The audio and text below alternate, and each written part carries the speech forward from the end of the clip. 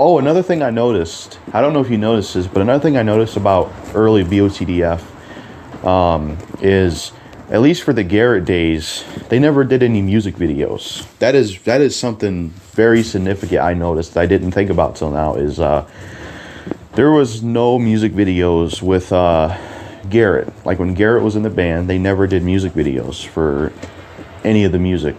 But when Jay joined, that's when the music videos started. Now maybe they didn't have the budget back then, I don't know, but it's kind of a shame we never saw like any music videos for any of them. Like I think some of them could have been cool, like a Suicide Club music video would have been nuts.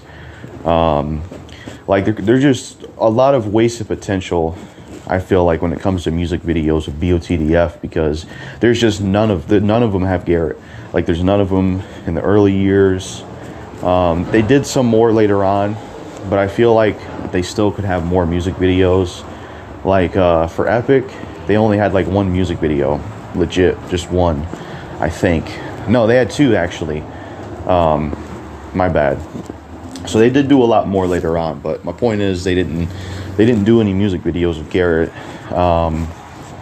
which is unfortunate.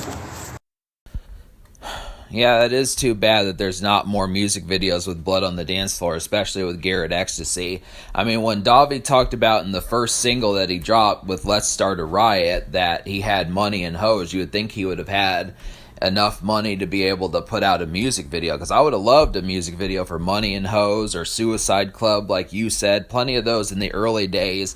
I know, like, Davi is pretty, like, he's definitely a couture type dude, so he knows fashion pretty damn well, especially with him being a hairdresser and stuff and that sort of stuff. I know those videos would have been fantastic, and those are just large missed opportunities just because it's not 2008 and 2009 anymore, but it would have been brilliant seeing what Garrett would have worn and that type stuff, the women that would have probably been in those videos, the flashiness, the clubs that they would have stepped out to. I know that those would have been crazy. I could definitely think of some ones from Blood on the Dance Floor's early days that would have kicked a lot of ass to have seen. So that's definitely kind of the thing there.